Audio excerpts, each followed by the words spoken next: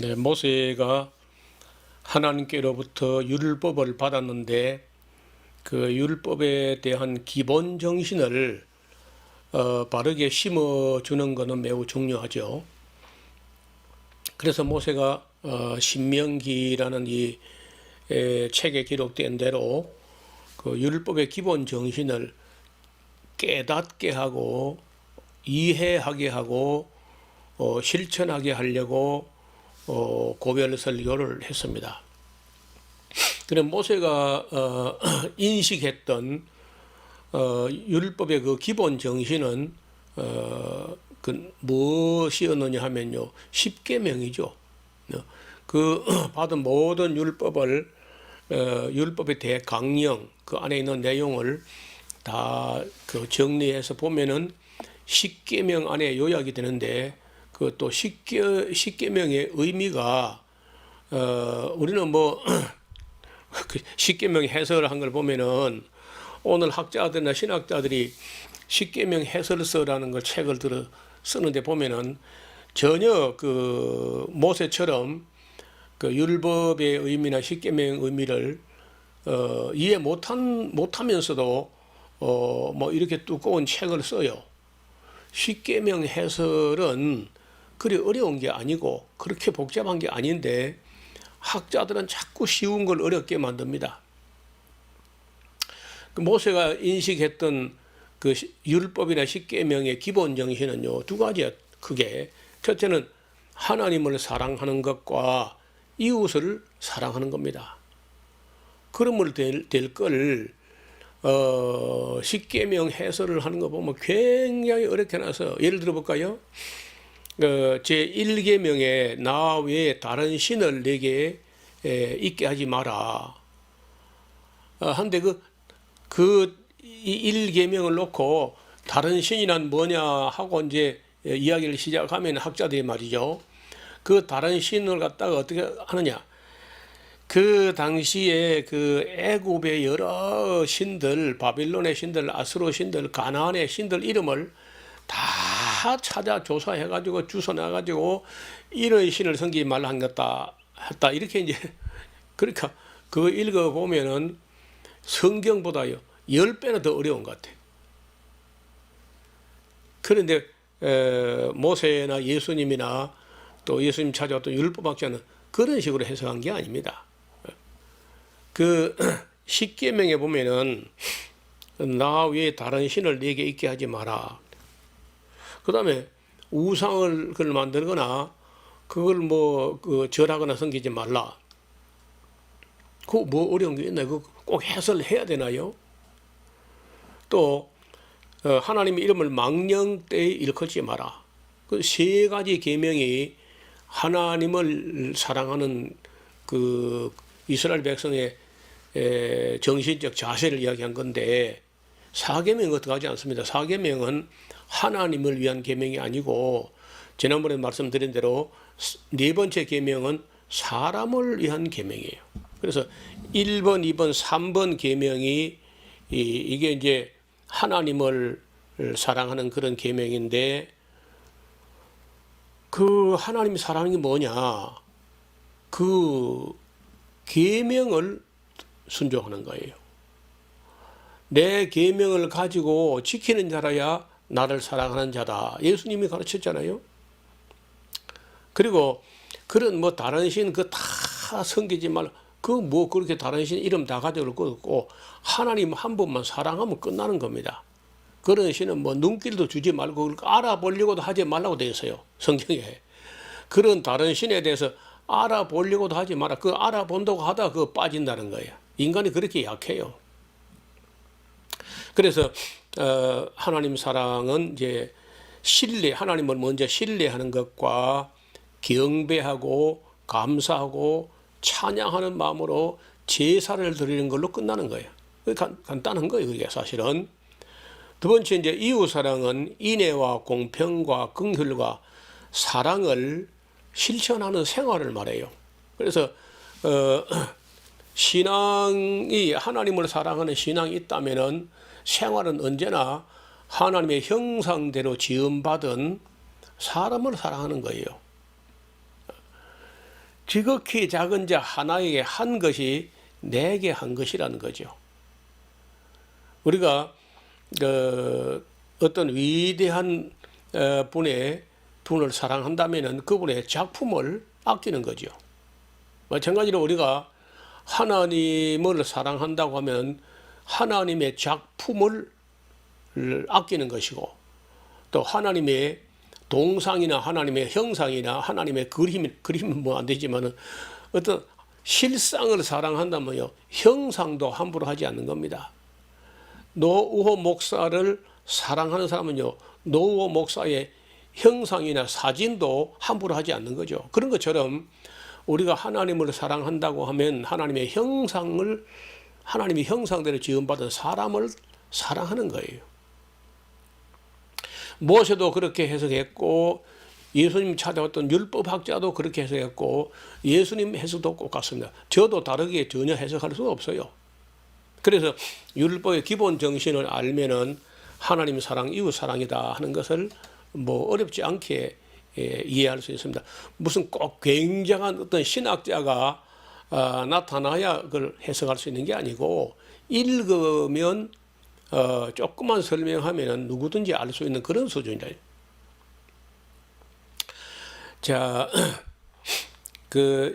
모세가 이제 신명기 시작할 때 이런 말합니다. 모세가 요단 저편 모압 땅에서 이 율법 설명하기를 시작하였더라. 그래서 이 율법은 이미 있었고, 이 있었던 율법을 이해가 안 되거나 납득이 안 되거나 할 때 율법을 설명하기를 시작했다. 오늘날도 뭐 성경은 다 가지고 있잖아요. 그런데 이제 교회 가면은 그 성경을 목사가 설명하기를 시작하죠. 그게 설교인 것처럼 모세가 율법 설명한 것도 최초의 설교였다는 거예요. 이르시되 우리 하나님 여호와께서 호렙산에서 우리에게 말씀하여 이르시기를 너희가 이 산에 거한 지 오래니 방향을 돌려 진행하여 아모리 족속의 산지로 가고 그 근지 곳곳으로 가고 아라바 산지와 평지와 남방과 해변과 가나안 족속의 땅과 레바논과 큰 강 유브라데까지 가라 하셨나니 여호와께서 너희의 열조 아브람과 이삭과 야곱에게 맹세하사 그들과 그 후손에게 주리라 하신 땅이 너희 앞에 있으니 들어가서 얻으면 된다. 자, 이스라엘 족속이 하나님을 신뢰하여 순종했다면 역사는 많이 다른 방향으로 발전했을 겁니다. 그러나 여호수아 이후에 이제 이따 볼 텐데 역사를 보면은 그들이 성경 말씀을 가르치거나 배우지 않았고 이스라엘 백성들의 신앙은 식어지게 되었고 변질되고 타락해버리고 말았다는 거예요. 이런 것을 우리가 앞으로 이제 쭉 역사를 율법을 알고 나서 역사를 읽어보면은 역사가 이 율법대로 말씀대로 하나님 뜻대로 되어지지 않았다는 것을 금방 알게 됩니다. 그렇참 기가 막힐 정도로 하나님 뜻이 안 이루어져요. 자, 그래서 이 신명기는 모세가 모압 평지에 행했던 유언이고 설교였다, 고별 설교였다는 말씀을 드렸습니다. 자, 설교 이야기를 조금 하면요, 우리가 매주 가서 예배 드릴 때 예배 시간 중에 제일 많이 차지하는 시간이 설교죠. 예배 시간이 보통 1시간 남짓 진행되는데 거의 25분 정도 내지 30분 정도가 설교를 차지하니까 설교가 얼마나 중요하겠습니까? 그러니까 모세도 결국은 유언을 설교 형식으로 유언을 남긴 거거든요. 자, 먼저 오늘 교회에서 이제 진행하는 설교를 보면은 첫째 본문 설교라는 설교가 있습니다. 아주 유명한 설교죠. 성경 본문을 어느 한 몇 절 정도 딱 정하고 그 본문에서 제목도 나오고 또 대지 소지를 갈라가지고 차근차근 설명하는 그런 설교 형식을 본문 설교라고 그래. 본문을 좋은 본문을 정해가지고 그 성실하게 해석해가지고 알아듣게 하면 좋은 설교죠. 근데 문제는 이 본문 설교도 앞으로 갔다 뒤로 갔다 이 책 갔다 저 책 갔다 신약 갔다 구약 갔다 이렇게 한 게 문제라는 거예요. 본문 설교는 맞는데 그 본문을 차근차근 하게 되면 그 본문 설교가 강해 설교 혹은 주석 설교가 됩니다. 그런데 여기 이 책에서 한 본문은 한 토막 떼서 설교하고 또 그 다음에 또 딴 데 가고 이래 갔다 저래 갔다 이게 이제 문제라는 거예요. 그래서 두 번째는 제목 설교인데 대개 여기는 목회자, 설교자의 의지가 많이 개입됩니다. 어떤 제목을 정해놓고 그 제목을 정당화하기 위해서 성경 도처에서 이런 구절 저런 구절을 뽑아와서 그렇게 이제 설교를 하니까 당연히 이제 이 설교자의 의지가 많이 담길 수 있어요. 오늘날 그 교회가 대부분이 이 설교, 제가 볼 때는 그 제일 좋지 않은 설교 중에 하나인데, 왜냐면 하나님 뜻보다는 목사의 뜻이 설교에 더 많이 개입되는 경우가 있기 때문에 그리 좋은 설교가 아닙니다. 그럼 이제 세 번째 교리 설교인데, 기독교의 교리를 기본 교리를 담은 그런 설교를 하는데 매우 중요한 설교고 가치가 있는 설교인데 문제는 성도들이 별로 달가워하지 않는다는 겁니다. 왜냐하면 딱딱하고 재미가 없다는 거예요. 그래서 이 교리 설교는 어쩌면 꼭 필요한데 거의 교회에서 잘 하지 않습니다. 강해 설교, 한국 땅에 강해 설교를 붐을 일으키다시피 했던 분인데 데니스 레인이라고 하는 분이 와서 시작을 하려고 했지만은 오늘날 그 강해 설교를 따라하는 사람은 그렇게 많지 않습니다. 몇 사람이 하는데 굉장히 짜증나게 합니다. 어떤 분은 에베소서라는 편지 하나를 강해하는데 5년이 걸렸대. 5년을. 그래서 그 교회에서 그 설교를 듣던 분이 짜증나고 질력 나가지고 우리 교회로 도망고 났어요. 그래 물어보니까 이제 왜 그 자기 집 가까이 좋은 교회 놔두고 이 먼 길 찾아오나 했더니 설교에 질리고 짜증 나가지고 왔다는 거야. 그래 물어보니까 그런 얘기인 거야. 에베소서 한 권 가지고 5년 해서 끝났는데 자기가 올 때쯤에 로마서 강해를 시작하는데 아무리 봐도 15년 걸릴 게 확실하다는 거야. 그렇게 하면 나머지는 언제 설교하죠? 전혀 그러니까 그 설교하는 사람들이 이 성경을 바르게 빠르게 더하지 말고 빼지 말고 왜곡하지 말고 그 노닥거리지 말고 그리고 일관성이 좀 빨리빨리 기록된 원 목적대로 온 성경을 다 66권을 다 전하고 가르친다 그런 마인드 자체를 안 갖고 있는 것 같아요. 그 다음에 시사설교, 이걸 뭐 자주 할 수는 없지만은 그래도 우리 국가 사회에 세계적으로 뭐 어떤 이슈가 대두되는데 이걸 신학적으로 성경적으로 신앙적으로 그리스도인들이 어떻게 이해하고 받아들여야 할 것인가 하는 것을 그런 문제를 좀 풀어주는 그런 설교도 가끔은 필요합니다. 저도 뭐 1년에 한두 번은 우리 사회에 큰 이슈가 될 만한 그런 문제가 대두되면은 그런 시사 설교도 가끔 합니다. 예화 설교, 이것도 참 문제인데 어떤 목사는 설교 30분을 하는데 예화를 14개나 가져오더라는 거예요. 그래서 예수교가 아니고 완전 예화교다. 온통 예화. 대부분의 목사들이요 설교 준비한다는 게 뭐 하는 거냐, 성경을 정확히 읽어서 해석하는 그런 것보다 자기가 하고 싶은 말을 정당하게 해서 예화를 주워오는 겁니다. 뭐 예화 집, 예화 사전을 뒤지게 가면서 예화를 막 찾아대는 그런 건데 뭐 새신자 초신자 때는 그게 다르게 들지 몰라도 자꾸 들으면 짜증나요. 비유 설교, 뭐 비유하면 예수님이 정말 비유의 명수죠. 예수님뿐 아니라 에스겔 선지자가 참 비유를 잘 해가지고 별명이 아주 비유쟁이라고 놀림을 당할 정도로 그 비유를 잘했다 그래요.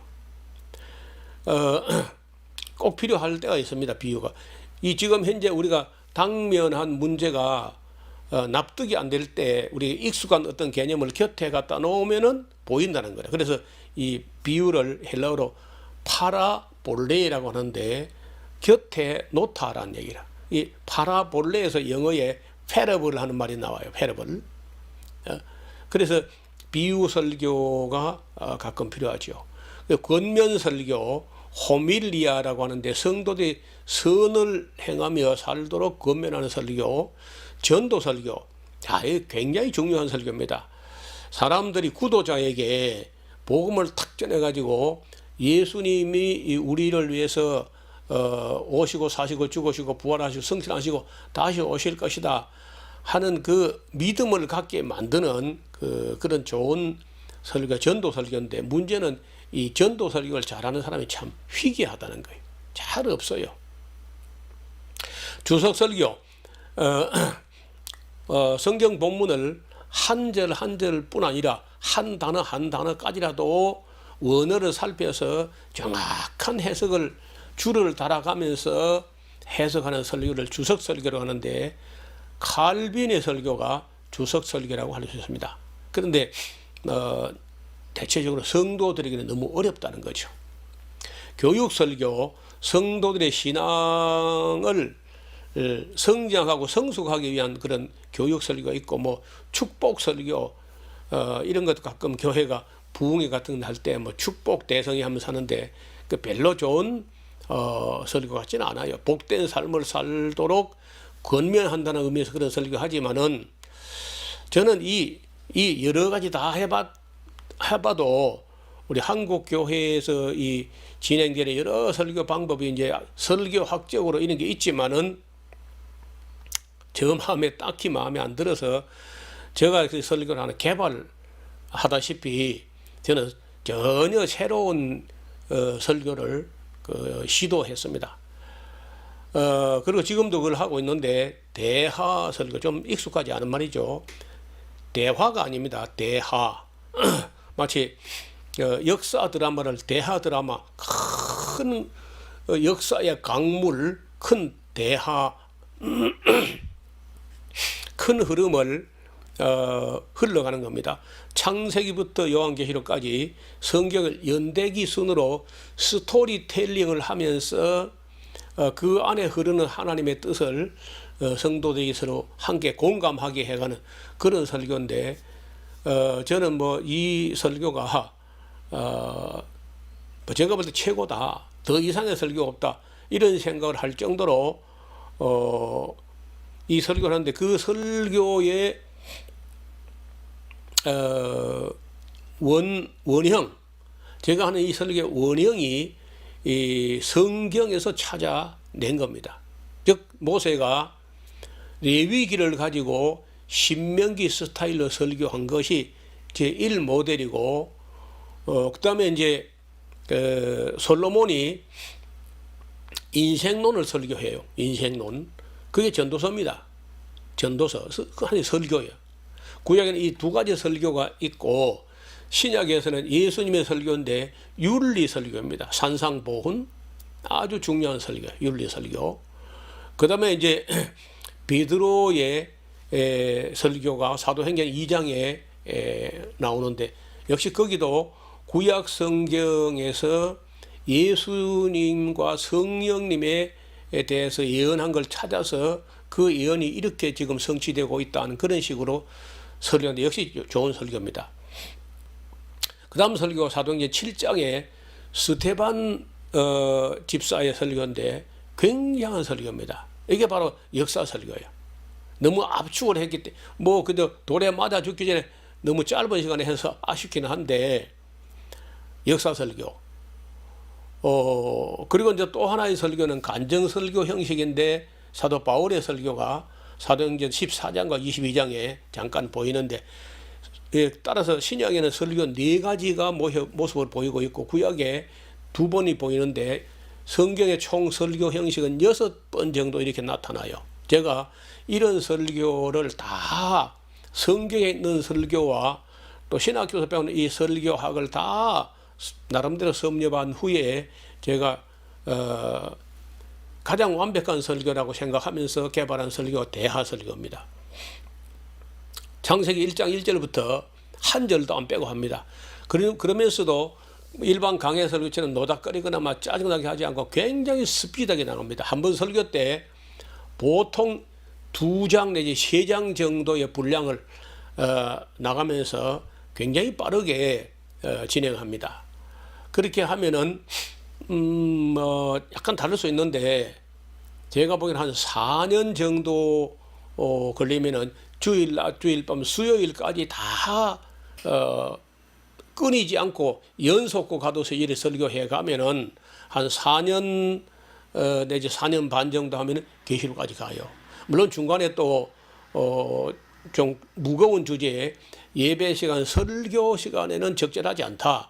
그런 어떤 주제들은 특강 시간을 따로 둬 가지고 설교를 하고 그 외에 또 절기 때는 절기 설교 따로 합니다. 이렇게 해보니까 제가 경험한 대로는 4년 반 내지 5년 정도 하면은 한 텀이 끝납니다. 창세기부터 계시록까지. 그래서 제가 이 시간에 이런 설교를 소개하는 것은 제가 하는 설교를 제가 올려놓은 게 많이 있으니까 보시고 모든 목회자가 모든 성경을 모든 성도에게 더하지 말고 빼지 말고 왜곡하지 말고 기록된 원 목적대로 빠르게 그리고 전하는 그런 설교를 한번 시도해보자.